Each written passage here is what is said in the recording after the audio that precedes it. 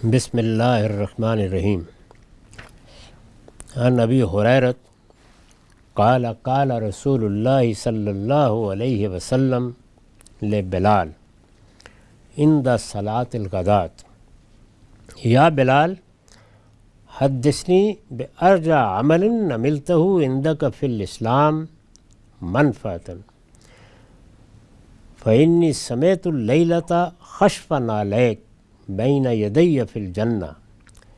قال بلال ما عملت عملا فی الاسلام ارجع عندی منفعۃ من انی لا اتطہر طہورا تاما فی ساعۃ من لیل ولا نہار الا صلیت بذلک الطہور ما کتب اللہ لی ان اصلی فقال رسول اللہ بہذا۔ صحیح مسلم کی روایت ہے، رقم ہے 4504۔ ترجمہ ہے، ابو ہریرہ رضی اللہ عنہ سے مروی ہے کہ رسول اللہ صلی اللہ علیہ وسلم نے صبح کی نماز کے بعد سیدنا بلال رضی اللہ عنہ سے کہا۔ بلال سے واقف ہیں سب لوگ، حبشی تھے، ایمان لائے، غلام تھے، مکئی میں ایمان لے آئے تھے۔ ان کو بہت کچھ تعذیب کا سامنا کرنا پڑا اور مسلمانوں کے مؤذن کی حیثیت سے رسول اللہ صلی اللہ علیہ وسلم نے ان کو خصوصی خدمت دے رکھی ہوئی تھی۔ تو بلال سے حضور نے پوچھا، رات میں کوئی رویا دیکھا ہے، خواب دیکھا ہے؟ یہ اسی کا باب ہے جو ہم پڑھ رہے ہیں۔ اس میں اس وقت 19ویں روایت زیر مطالعہ ہے۔ تو فرمایا، بلال مجھے اپنا وہ عمل بتاؤ جو اسلام لانے کے بعد تم نے کیا ہو اور تمہیں اس کا ثواب ملنے کی سب سے زیادہ امید ہو۔ یعنی کوئی ایسا عمل کیا تم نے کہ جو کوئی غیر معمولی عمل بن گیا ہے، بتا سکتے ہو؟ یہ کیوں پوچھا؟ بیان فرمایا، اس لیے کہ میں نے رات جنت میں اپنے آگے تمہارے جوتوں کی چاپ سنی۔ یعنی مجھے رات جنت دکھائی گئی، میں جنت میں ہوں، تو مجھے یہ محسوس ہو رہا ہے کہ جیسے میں جہاں چل رہا ہوں اس سے آگے تم چل رہے ہو۔ میں نے اپنے آگے تمہارے جوتوں کی چاپ سنی ہے۔ بلال نے عرض کیا، میں نے اسلام لانے کے بعد جو عمل کیے ہیں، مجھے اس سے بڑھ کر کسی عمل کا ثواب ملنے کی توقع نہیں ہے کہ میں دن یا رات کے جس حصے میں بھی وضو کرتا ہوں، اس وضو سے جتنی اللہ نے مجھے توفیق دی ہوتی ہے نماز ضرور پڑھتا ہوں۔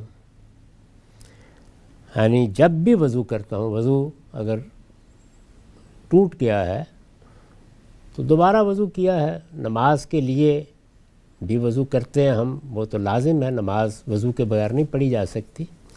لیکن صالحین میں یہ روایت رہی ہے اور صحابہ کے ہاں ہی سے یہ روایت قائم ہو گئی تھی کہ لوگ کوشش کرتے تھے کہ وہ باوضو رہیں۔ اس سے پاکیزگی کا احساس رہتا ہے، انسان کا گناہ کی طرف بھی میلان ہو تو خیال ہوتا ہے کہ میں نے وضو کیا ہوا ہے۔ تو ایک طرح سے ایک زاجر یا ایک ناسے آپ کا وضو بن جاتا ہے۔ یہ جو فرمایا نا کہ نماز تمہیں برائی سے روکتی ہے، تو نماز آ کے کوئی گردن نہیں پکڑ لیتی۔ یعنی جب آدمی گناہ کی طرف متوجہ ہوتا ہے تو اسے خیال ہوتا ہے کہ ابھی مجھے اللہ کی بارگاہ میں جانا ہے، سجدہ کرنا ہے جا کے۔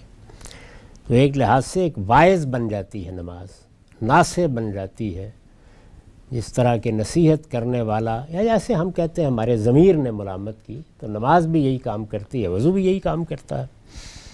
تو یہ کہتے ہیں کہ وضو تو لوگ کرتے ہی ہیں، اگر وضو ٹوٹ جائے تو وضو کر لیا، لیکن میں یہ کرتا ہوں کہ جب بھی میں وضو کرتا ہوں، دن میں کروں یا رات میں، تو اس کے بعد میں کچھ رکعتیں ضرور پڑھتا ہوں۔ یعنی صرف وضو نہیں کرتا، ساتھ کچھ نماز بھی پڑھ لیتا ہوں۔ اسی کو ہمارے ہاں بعد میں فقہا نے تحیۃ الوضو کہا۔ یعنی آدمی نے وضو کیا تو پاکیزگی حاصل کی ہے نماز کے لیے، تو چلیے 2 رکعت نماز بھی پڑھ لیتے ہیں۔ جیسے آپ مسجد میں گئے، عبادت گاہ ہے، ویسے ہی دیکھنے کے لیے گئے ہیں، تو یہ ایک اچھی روایت ہے کہ آدمی جائے تو 2 رکعت نماز پڑھ لے، کیونکہ اللہ کی عبادت کی جگہ ہے۔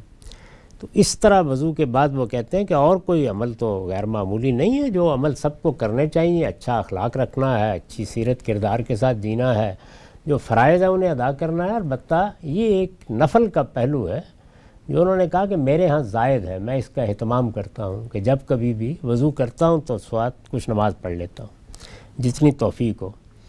رسول اللہ صلی اللہ علیہ وسلم نے فرمایا سمجھ میں آ گیا، یہی سبب ہے کہ میں نے تمہیں جنت میں دیکھا۔ تو گویا اس کی آپ نے تصویر فرمائی کہ میں اس پر حیران ہو رہا تھا کہ تمہیں یہ فضیلت حاصل ہوئی ہے تو کس چیز سے حاصل ہوئی ہے۔ اس سے یہ معلوم ہوا کہ جو چیزیں لازمی ہیں وہ تو ہر ایک کو کرنی ہے، 5 نمازیں فرض ہیں، رمضان کے روزے اب آنے والے ہیں وہ ہر ایک کو رکھنے ہیں، زندگی میں اللہ توفیق دے تو ایک بار حج بھی کرنا ہے یا قربانی کرنی ہے، اور اس طرح کی عبادات ہیں وہ آدمی ادا کر لیتا ہے۔ اس میں کم سے کم جو چیزیں متعین کر دی گئی ہیں، جیسے زندگی میں ایک بار حج، جیسے کہ فرض رکعتیں نماز کی، تو اللہ تعالیٰ نے جو ذمہ داری عائد کی ہے وہ پوری ہو جاتی ہے، اور اس کے بعد مواخذہ نہیں ہوگا کسی سے، یعنی اللہ تعالیٰ کے ہاں آدمی جواب دہ نہیں ٹھہرایا جائے گا، جو ذمہ داری ڈالی گئی پوری کر دی۔ لیکن انسانی شخصیت کا دین میں، اخلاق میں جو ظہور ہوتا ہے صحیح معنی میں، وہ 2 ہی چیزوں میں ہوتا ہے، اللہ تعالیٰ کے ساتھ تعلق کے معاملے میں نوافل میں، اور بندوں کے ساتھ تعلق کے معاملے میں عدل سے آگے بڑھ کر احسان میں۔ یعنی ہمارے دین کی بنیادیں 2 ہی ہیں، اللہ سے تعلق درست رہے، بندوں سے تعلق درست رہے۔ تو اللہ تعالیٰ کے ساتھ فرائض کی ادائیگی کے بعد تعلق کا تقاضا پورا ہو گیا، بندوں کے ساتھ تعلق میں جب انصاف سے سب معاملات کر دیے عدل سے تو تقاضا پورا ہو گیا، یعنی بے انصافی تو قابل مواخذہ ہو جائے گی، پوچھا جائے گا۔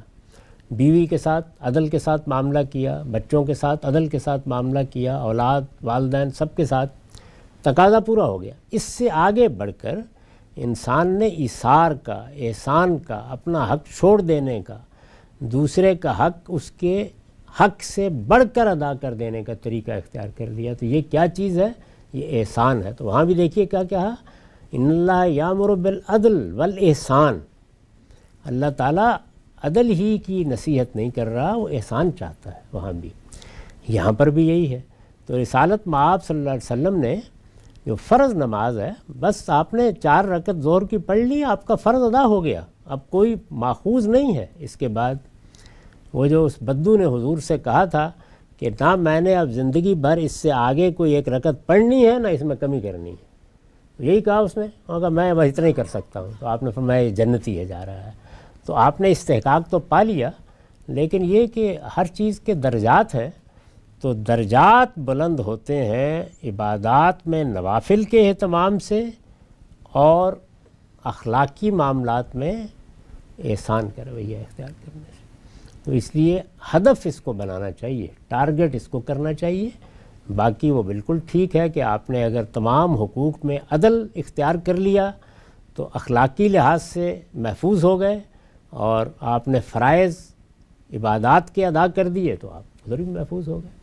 لیکن آگے بڑھنا ہے، اگر بڑے درجات پانے ہیں دنیا میں، تو انسان نہیں اکتفا کرتا نا کہ چلے ایک جھونپڑی مل گئی ہے تو ٹھیک ہے۔ تو جنت میں اگر بڑے درجے پانے ہیں تو اللہ کی خوشنودی کے لیے نوافل کا اہتمام کریں جیسے انہوں نے کہا، اور بندوں کے معاملے میں وہ بھی اللہ ہی کی خوشنودی کے لیے احسان کا رویہ رکھیں۔